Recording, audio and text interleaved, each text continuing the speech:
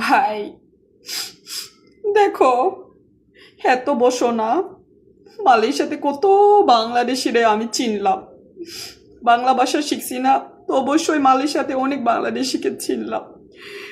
কিন্তু কেউ আমাকে কোনোদিন একটা কাশি বিরিয়ানি বা ফুচকাও খাওয়াইলো না।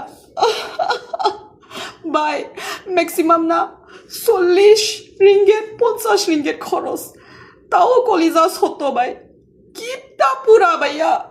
আর আমি আমি আমার বাংলাদেশি বন্ধুরা 3-4 জন নিয়ে চাইনিজ রেস্টুরেন্টে মালয়েশিয়াতে নিয়মিত খাওয়াইছি চাইনিজ খাবারা। বিল তো 100+ রিঙ্গিত আইছে, তাও হাসি মুখে আমি পে করছি। বিল তো কোনো ম্যাটার না। কিছু মানুষ না ভাই, টাকা পয়সা হিসাবে, এত হিসাব ভাইয়া, মনে হয় পকেট থেকে যান বের হয়ে যাবে। তবে আসলে না কাউরে তো খাওয়াইলে, হ্যাঁ, বা খাওয়ানো মানে তো একটু ভালোবাসা দেখানো, মানে বন্ধু আপন মনে করা নাকি।